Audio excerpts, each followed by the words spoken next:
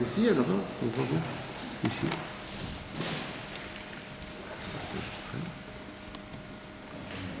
C'est bon. Très bien.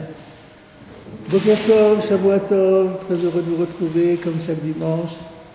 Nous sommes dans la Masechet Shabbat au 5e chapitre, dernière page du 5e chapitre, d'Afnul Vav Amud Aleph. Je vous rappelle le contexte. Nous sommes en train de voir la manière dont Rabbi, qui était un descendant de David Améler, interprétait un verset de Shmuel Bet qui, a priori, dans son sens simple, a l'air d'accuser David de faute grave. Et chaque fois, Rabbi montre qu'en vérité, quand on scrute le verset de façon bien précise, en tenant compte de tous les détails, on se rend compte qu'en fait, au contraire, les versets viennent plutôt faire l'éloge de David que le contraire. Alors je rappelle que là où nous en sommes, donc le Madoua Bazita et Devar Hashem la Sotara Be'enai, pourquoi as-tu méprisé la parole de Dieu en faisant le mal à mes yeux? Rabbi fait remarquer qu'il a écrit la Asot, c'est-à-dire avec le lamed qui indique une intention mais pas une réalisation. Il avait eu l'intention mais il ne l'a pas fait.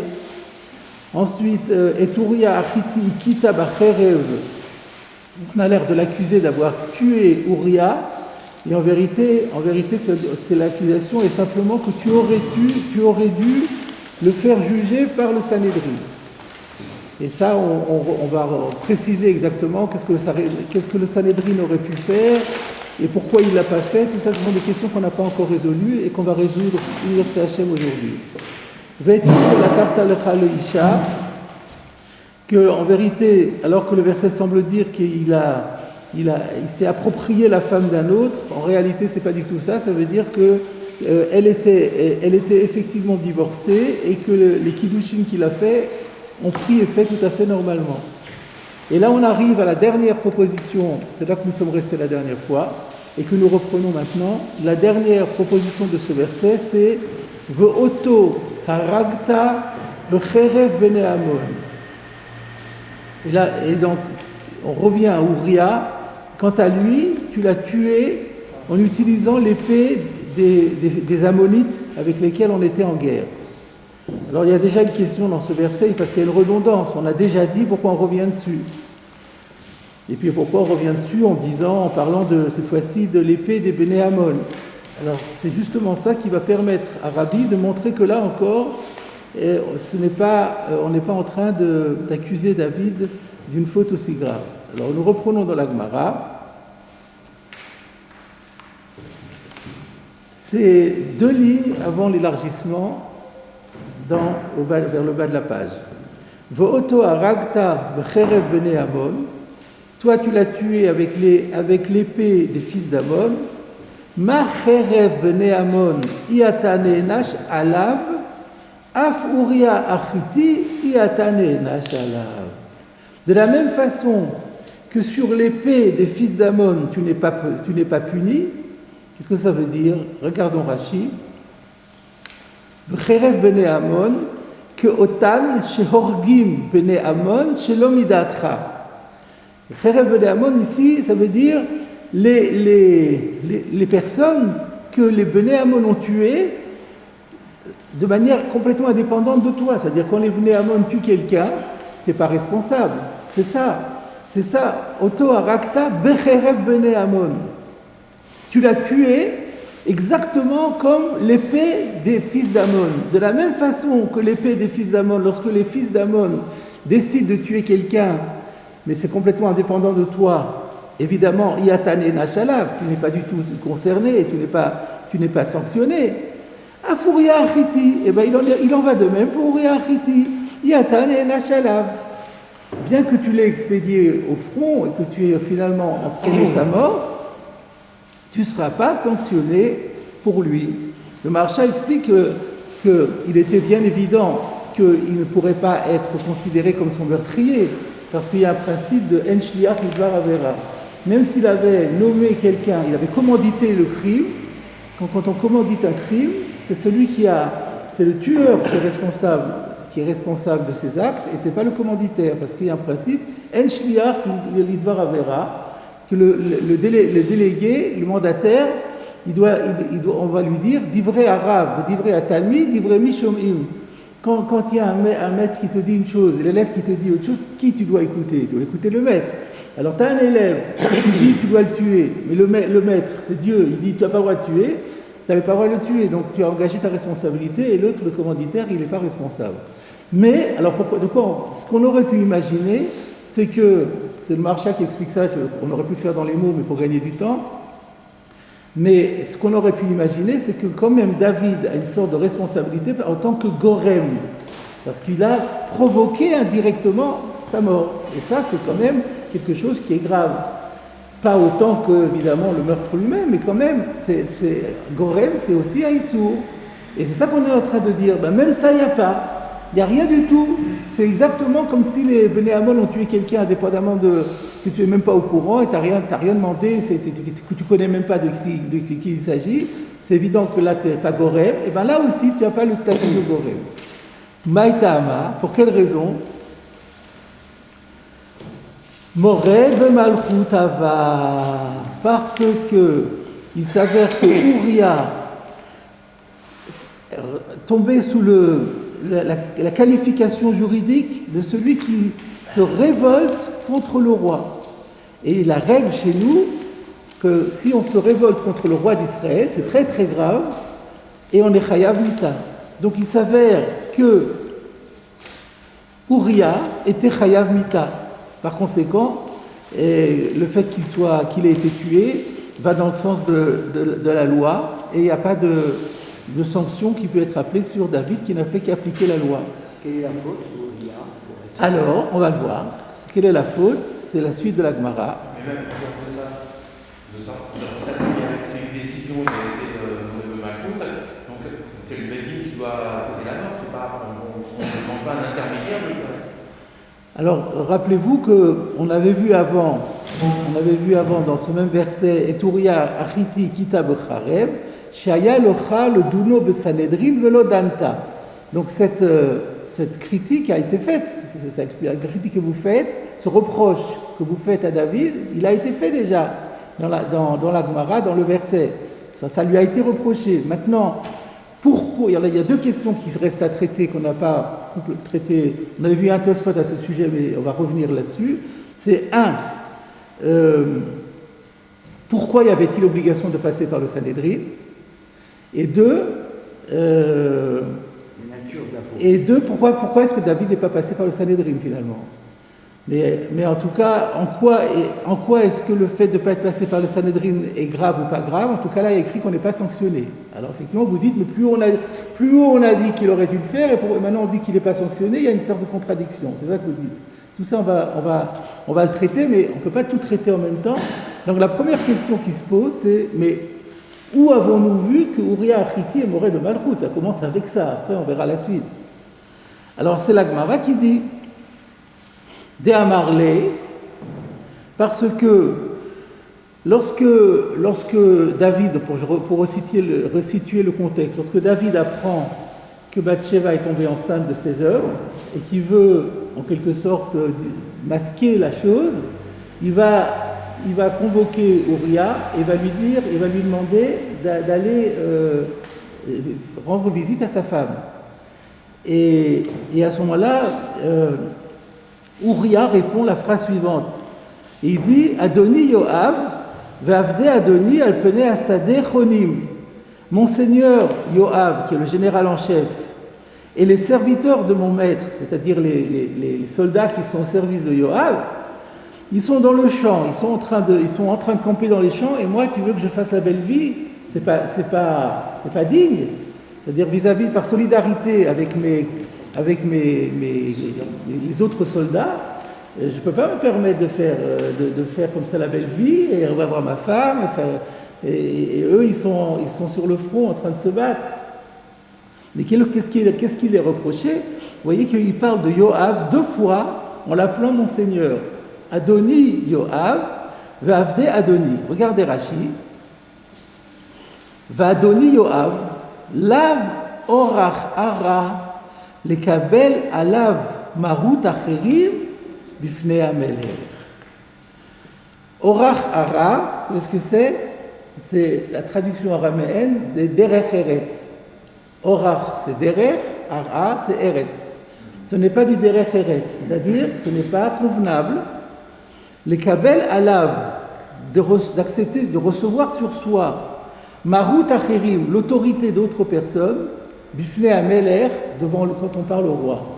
Quand on parle au roi, il n'y a qu'un seul maître, c'est le roi, après Dieu. Les autres, ça ne compte pas pour le roi. Donc qu'on dise, qu'on parle avec déférence, une déférence exagérée à d'autres personnes devant le roi, c'est contraire aux règles du protocole, et ça s'appelle Moré de Malkout. Ah bon. Et Moré de Malkout, Chayav Mita. Alors vous êtes choqués de ça, alors on va faire Tosfot. On est heureux de ça. Regardez Tosfot, il y a un Tosfot d'Amarlé Vadoni Yoav, Perash Rashi, de Mored le Malchut Hava. Rashi a expliqué qu'il était donc qualifié de rebelle au roi, Mishum de Kamar Vadoni Yoav, par le simple fait que, en face du roi, au visage du roi, il lance mon seigneur Yoav. Où est-ce que Rachid a dit Morel va donner au Rav, il y a marqué Morel. Mais il dit la Vorachara. Pourquoi il dit ça, Rashi? C'est pour expliquer la Gemara. La Gemara a dit Mored le Malchut Haya, Ava, de Amarle Badoni Yoav. Donc la Gemara nous dit le fait qu'il a dit Adoni Yoav prouve qu'il est Mored le Malchut. Rashi explique comment? Parce que la Vorachara. Donc on voit bien que Rashi veut dire le fait que la Vorachara, c'est ça qui fait qu'il est Mored le Malchut. Donc il n'y a pas d'autre manière de comprendre Rashi. C'est pas chouette que c'est ça. Donc Tosfot a bien interprété la pensée de Rashi. Mais Tosfot dit Ve'enire. Mais Tosfot pense que c'est pas, non, ça lui plaît pas. De Enze Mored, on ne peut pas appeler ça un rebelle. Shelo aya belibo leamlicho velikroto meler. Car quand il disait cela, son intention n'était pas de le proclamer comme roi et de l'appeler roi à la place de David. Pour Tosfot, Mored le Malchut, ça veut dire rejeter la royauté du roi. C'est-à-dire en voulant mettre quelqu'un à sa place. Ce n'est pas le cas ici. C'est pas le cas. C'est une entorse au protocole peut-être, mais il reconnaît l'autorité royale. Donc c'est pas Mored le Malchut. Voilà ce que Tosfot dit, c'est ce que vous pensiez également. Alors comment dans ce cas-là on va comprendre la Gemara? Et là, que Moshe Perash Rabbeinu Meir, on va expliquer comme l'a dit Rabbeinu Meir. Qui est Rabbeinu Meir? Le gendre de Rashi, le père de Rashbam et de Rabbeinu Tam et de Rivam, trois garçons.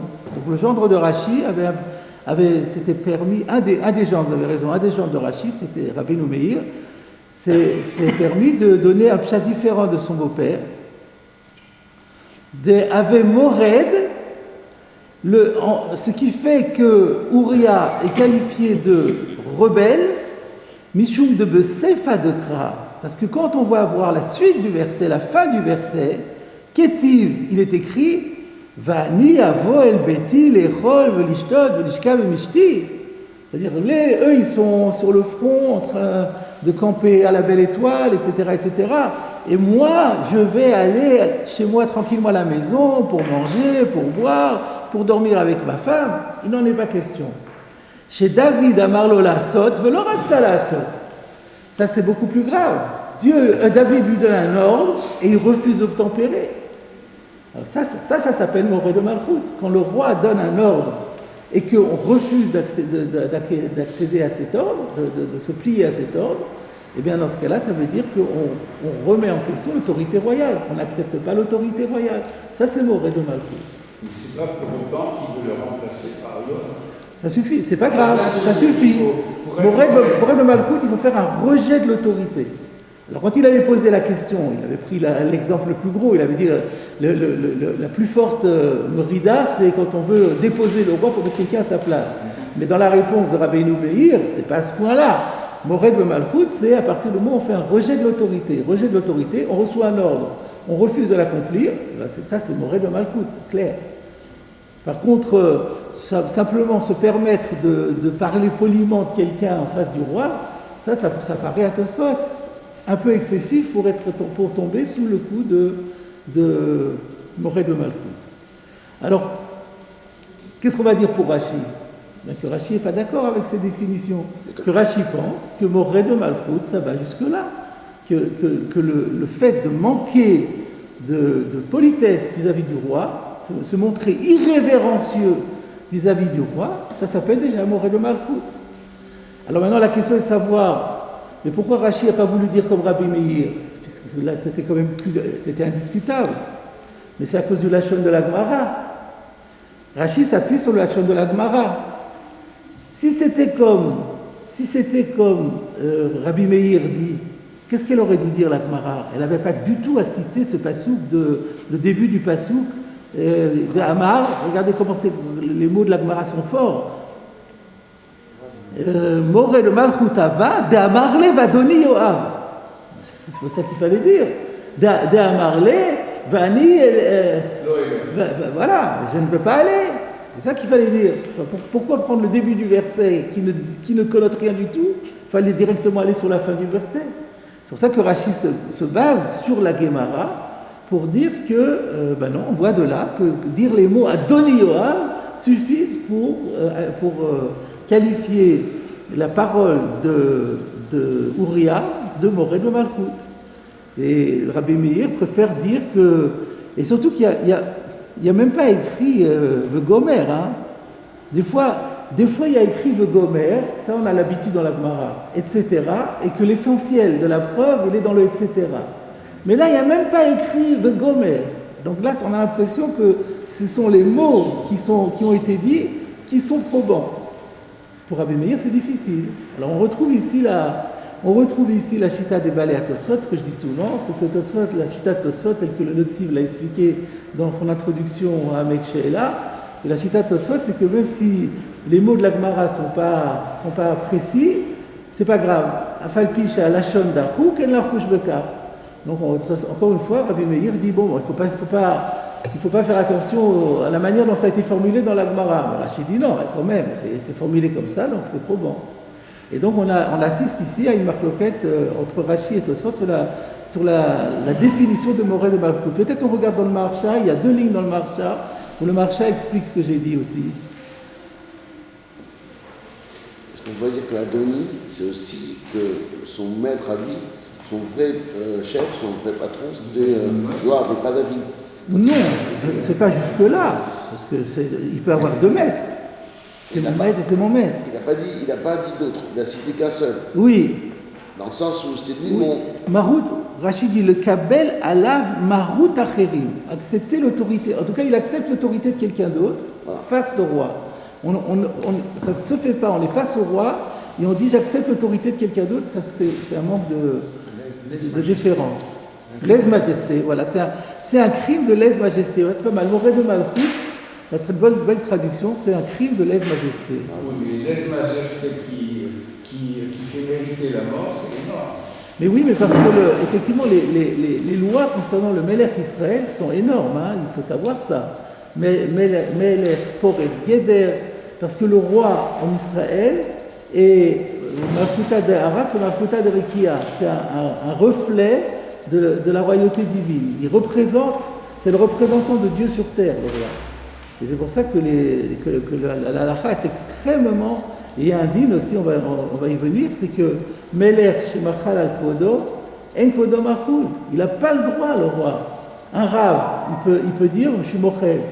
Le Melech, il n'a pas le droit d'être mochel, parce que c'est pas son kavod à lui en vérité, c'est le kavod de Dieu qui est derrière. C'est ça qui explique la très grande sévérité qui gouverne, qui régit toutes les lois, les relations par rapport au roi. Vous avez trouvé c'est plus bas. Un instant, alors je vais y aller dans. Le désarroi et le fait que le roi soit un peu décontenancé, parce que le roi le convoque et lui dit rentre chez toi, va manger avec ta femme. On est en pleine guerre, on peut comprendre qu'il sache pas trop où il en est. C'est une raison pour être impoli avec le roi, je ne comprends pas. Non, ça ne tient pas la route. Vous avez le marcha de Amarle Vadoni Yoav.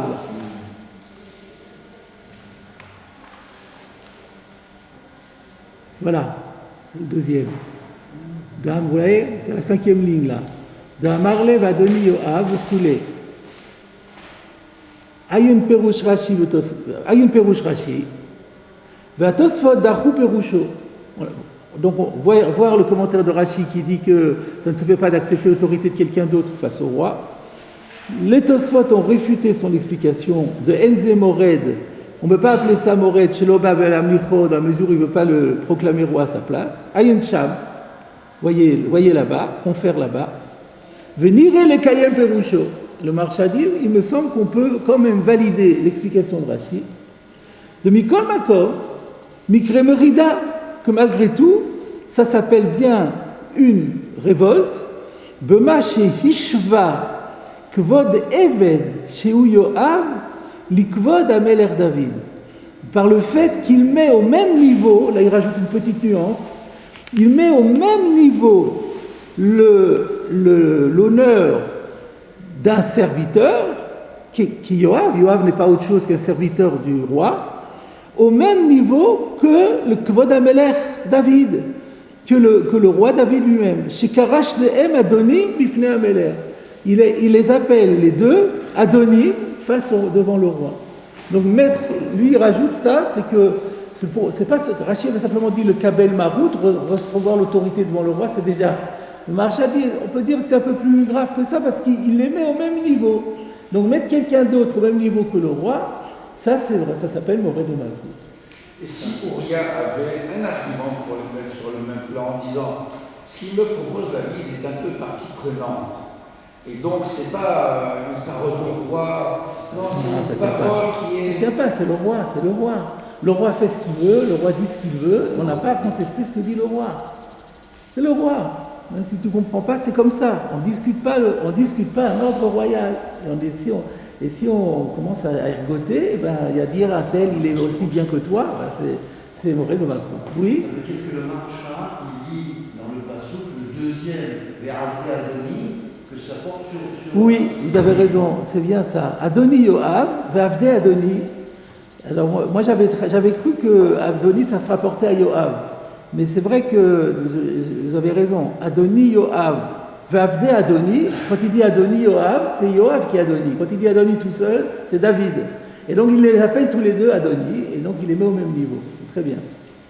On ne peut pas dire qu'il ne les met pas tellement au même niveau qu'il commence par Yoav avant de dire Adoni Ameler. Non, mais non, parce qu'il est en train de dire qu'ils sont dans les champs. Alors et donc il ne va pas commencer par parler des soldats et après il va parler du général, ça ne se fait pas. Donc vous avez compris maintenant pourquoi il était Moré de Malkout. Vous avez deux explications différentes. En tout cas, il est incontesté par la Gemara qu'il était Moré de Malkout. Il était donc Moré de Malkout, il était Chayav Mita. Et donc c'est pour ça que finalement David n'a aucune responsabilité dans sa mort puisqu'il était Chayav Mita. On n'a fait qu'appliquer la loi. Alors maintenant, la question qui se repose, c'est oui, mais on lui a quand même reproché qu'il aurait dû le juger au Sanhédrin. Alors rappelons-nous qu'il y a eu un Tosfot, le premier Tosfot de la page, qui disait mais non, il n'y a pas d'obligation de juger au Sanhédrin. On voit, il y a deux Gemarot, il avait apporté une Gemara dans Megillah à propos de Naval, où on voit que David l'a condamné à mort sans autre forme de procès, parce donc on n'a pas besoin. Et alors Tosfot avait répondu en disant si il faut le juger, mais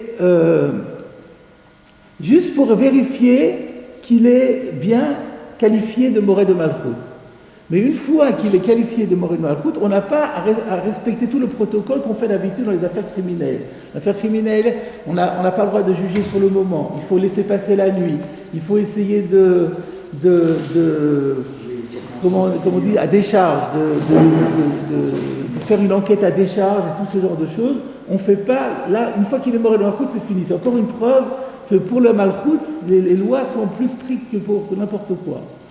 Et donc, alors on avait posé la question, mais alors, dans ce cas-là, si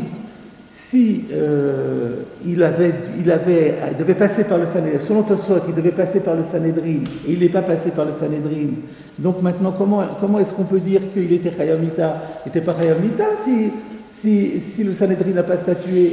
Alors j'avais répondu déjà à cette question en disant, maintenant Akadosh Baruch Hu lui dit, en vérité, je te dis que si le Sanhédrin avait statué, il aurait statué qu'il était Moré de Malchut. Moi, Akadosh Baruch Hu, je valide ton opinion qu'il était Moré de Malchut. Et donc, du coup, il était Chayav Mita, puisque le passage par le Sanhédrin est juste une vérification comme quoi il était bien qualifié. Mais si on a Dieu lui-même, qui dit il était Moré de Malchut, alors c'est vrai qu'il y a eu faute. Il y a eu faute de forme. Il aurait dû passer par le Sanhédrin, mais ça ne touche pas à la responsabilité de David par rapport au meurtre, parce que c'est pas un meurtre. Il était vraiment Chayav Mita. Donc voilà comment on avait expliqué d'après Tosfot. Alors je vais maintenant voir d'autres explications qui ont été données. Donc il y a la première question est comment comprendre que Aya le Chal Duno Besanedrin, comment le fait, c'était la question qu'on a posée tout à l'heure, comment on peut dire que David Améler finalement n'est pas coupable du tout du meurtre même pas comme Gorem, alors que d'un autre côté, juste avant, on a dit qu'il aurait dû le juger au Sanhédrin. Alors là, d'après Tosfot, on vient de donner une réponse en disant que c'est vrai qu'il aurait dû le faire, il a fait une faute, il a fait une faute de ne pas aller au Sanhédrin, mais cela dit, ça n'entache pas sa responsabilité parce que maintenant Dieu valide qu'il était effectivement Chayav Mita. Où est-ce qu'on voit que Dieu valide? Ici, dans ce verset, lorsqu'il lui dit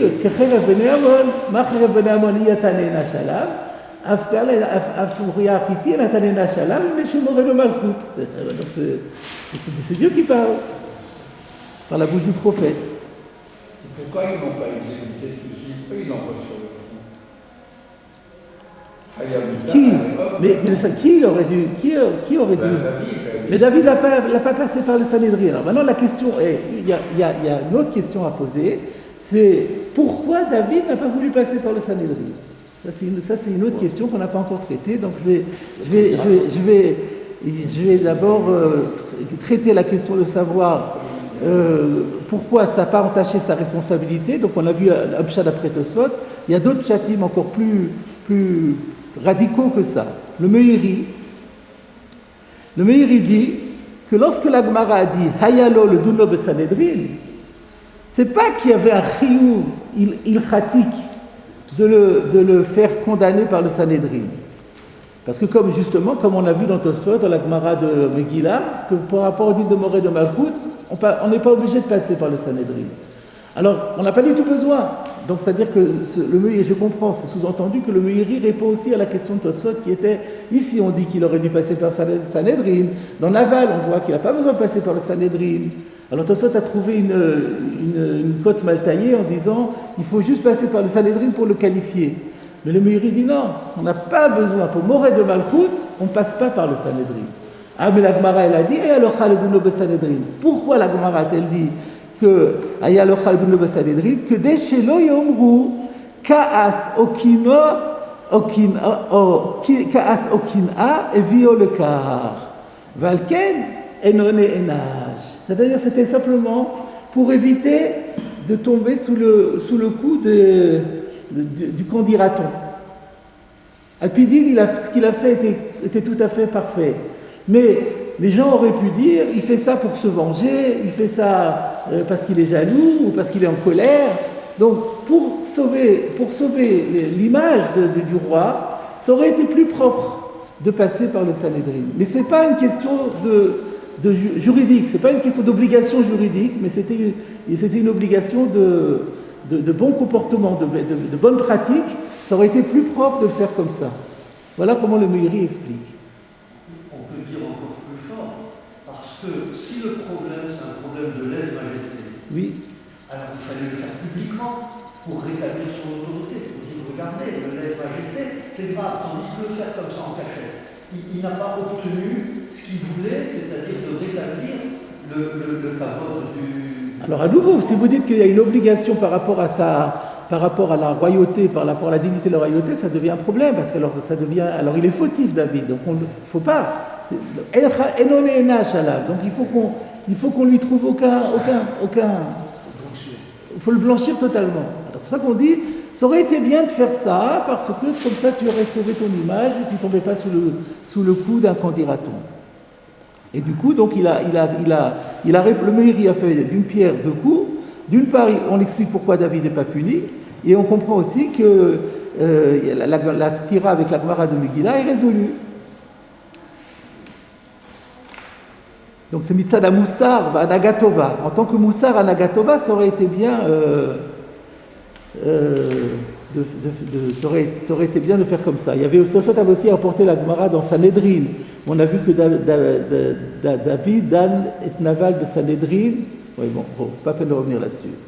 Le Be'er Agola, lui a encore une autre explication sur Aya Locha le Duno be Sanhedrin. Ça veut dire, tu aurais dû lui faire appliquer la peine de mort par le Sanhedrin, comme tous les Chayvei Mita. Au lieu de passer par un système comme ça, comment le qualifier, ce système personnel et officieux, tu aurais dû faire les choses officiellement. Les Duno, non pas le juger, mais Duno, appliquer le jugement. Tu aurais dû appliquer le jugement comme pour n'importe quel Chayvei Mita. Pourquoi ça aurait été mieux? Parce qu'à ce moment-là, tu aurais Mesalek Mimcha Kol Chashad. Tu aurais éliminé de toi toute suspicion. Et tout le monde aurait compris qu'on le met à mort parce qu'il est mored. Donc c'est la même chose que pour le Meiri, ça répond aux deux questions en même temps, pourquoi il n'a pas été puni, et pourquoi, et on voit que dans la Gemara de Megillah, il n'y a pas d'obligation de passer par le Sanhedrin pour amorer le Malkout. Maintenant, la question qui se pose, alors pourquoi David n'a pas fait ça? Puisque Aya Locha le Duno, on l'a expliqué, tu aurais dû le faire. Bon, tu n'es pas sanctionné par ça, parce que ça aurait été bien de le faire pour des raisons d'éthique, pour des raisons de bonne pratique, mais ce n'est pas quelque chose qui est contraire à la loi, donc tu n'es pas sanctionné. Mais puisque c'était mieux, ça aurait été plus beau, plus élégant, pourquoi David ne l'a pas fait? Voilà la question qui est posée aussi par les Mefarshim. Le Maharsha dit, alors, ça dépend des chitotes qu'on a vues précédemment. D'après Rashi, rappelons-nous que c'était un get al-tnaï. Rashi a expliqué pourquoi est-ce que David n'a pas fauté avec Bathsheba, parce qu'elle était divorcée. Comment était-elle divorcée?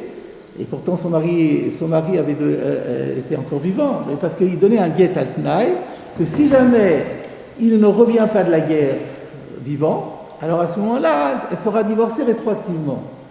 Mais si il le fait condamner au Sanhedrin, il ne part pas à la guerre, donc il n'est pas mort à la guerre. Donc s'il n'est pas mort à la guerre, le Tnaï ne marche pas, il n'est pas accompli. Et il s'avère rétroactivement qu'elle est mariée. C'est la pire horreur. Donc d'après Rashi, il ne pouvait pas faire autrement. Voilà ce que dit le Maharsha. C'est bien vu? Ça oui, bien vu. Oui, c'est bien vu. Parce qu'on a oublié en fait, entre-temps. Ouais. Deuxième raison, déjà cette raison paraît très forte, et le Maharsha en propose une deuxième, et il a dit que il a eu peur que le Sanhedrin ait des soupçons sur David a eu peur. Si j'appelle le Sanhedrin, je convoque le Sanhedrin par rapport à lui, les gens, le Sanhedrin qui est quand même perspicace, va dire mais est-ce qu'il n'est pas en train ici de fomenter quelque chose parce qu'il a envie de sa femme? Donc il a eu peur qu'on se mette à le soupçonner d'avoir des vues sur sa femme. Le Maharal de Prague dit quelque chose qui ressemble à cela, et en rajoutant juste un point, c'est qu'effectivement, il y avait beaucoup de chances que le Beddin allait se douter de quelque chose. Ils auraient Ayumar Gishin d'Abarzé. Pourquoi? Ki en darko chez David l'akpid kolkach al kvodo le'amit adam chashuv bishvil davar kazeh. Parce que c'était pas le style de David de s'offusquer de ce genre de choses et d'aller, voilà, il va parler comme ça, je convoque au Sanhédrin pour le Chayam Mita. C'était pas son style. Donc ça aurait éveillé les soupçons du Sanhédrin. David, donc c'est la même idée que le marchand, mais sauf que David était sûr que le Sanhédrin allait lui tomber dessus parce que jamais il fait des choses comme ça. Et c'est pour ça qu'il ne pouvait pas se permettre de le faire. Alors là, il y a un problème. Parce que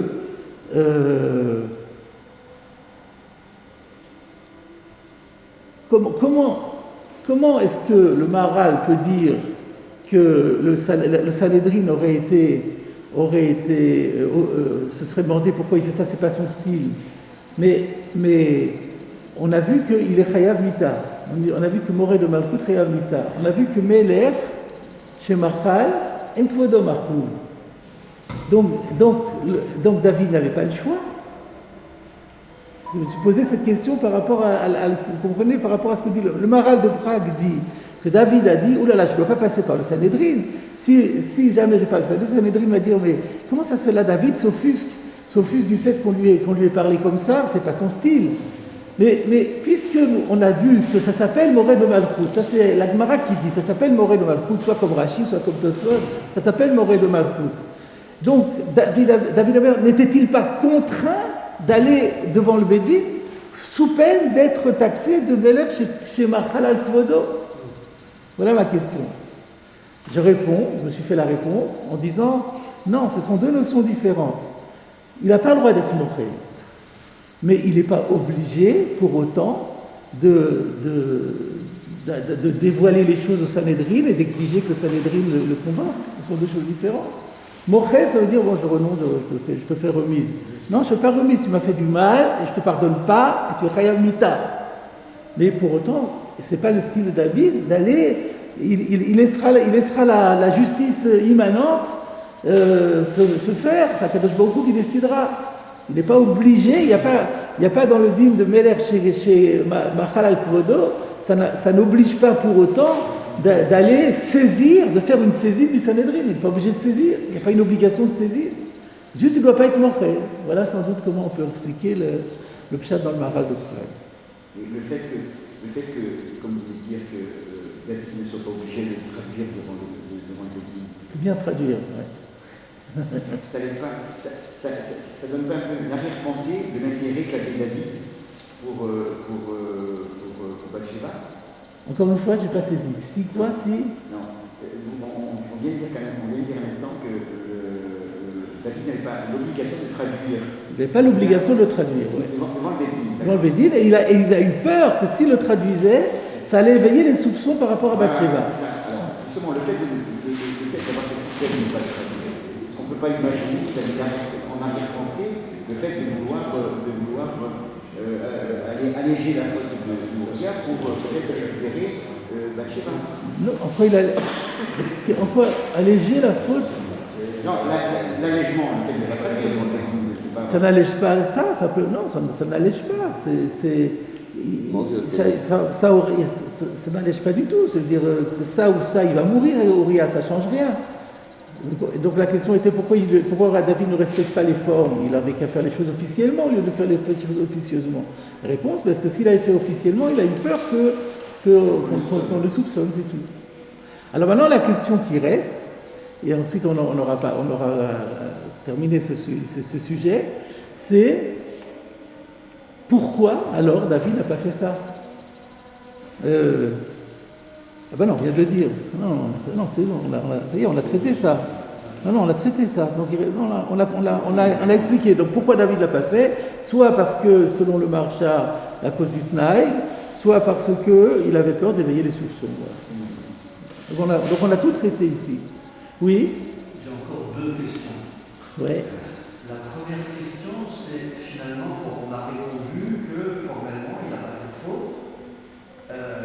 Mais Bikesh Arsot, donc moralement, Bikesh Shamaï, il est quand même coupable. Donc qu'est-ce qu'on a gagné dans tout ce dioun de dire qu'il est innocent à la chikman, mais moralement, il est quand même coupable. d'après ce qu'avait expliqué le Bachouk, qu'il y avait l'aspect de l'acte lui-même et l'aspect subjectif de ce que ça cause en soi-même. Donc, du point de vue de David, il a fait une atteinte à son âme. Pourquoi il n'a rien fait? Puisqu'il n'y a rien eu. Il n'a rien fait. Oui, mais Il y a eu une mauvaise... qu'elle n'avait pas reçu le gâteau. On n'est pas sanctionné pour les mauvaises pensées qu'on a eues. Enfin, ça dépend qu'est-ce qu'on appelle de mauvaises pensées. Dans les projets de mal agir qui n'aboutissent pas, c'est pas comme pour les mitzvot. Dans les mitzvot, on dit Chashav la sot mitzvah veneenas velo asaa, mais allez à la vakatour, kilou asaa. Pour une mitzvah, si on voulait accomplir une mitzvah et puis il y a eu un contretemps qui empêchait de faire la mitzvah, le simple fait d'avoir voulu faire la mitzvah est déjà validé comme une mitzvah. Mais par contre, dans la Vera, c'est pas le cas. Donc on a considérablement atténué donc il n'y a pas eu factuellement de faute. Donc bon voilà, donc c'est vrai que par rapport à David, c'est moralement, c'est le simple fait d'avoir voulu le faire, c'est quelque chose de répréhensible, mais c'est sans commune mesure avec une faute. Donc voilà, ça qu'on a gagné. Voilà. D'ailleurs, on avait dit qu'on ne peut pas complètement éliminer tout, puisqu'on a vu quand même, il y a écrit Madou Abazita et Dvarachem. Donc il fallait quand même et puis on a même dit Khatati les Gitami. Donc il y avait quand même quelque chose, mais c'est quelque chose de minime, mais qui au niveau de David est déjà trop. Comme ça, on l'avait expliqué la dernière fois. Je pense qu'on peut faire la pause maintenant. Non, mais continuez à parler, mais pour mettre les. Ça ne sera pas enregistré. Ça ne sera pas enregistré, c'est tout. Surtout qu'ils ont toujours. La deuxième question. Oui,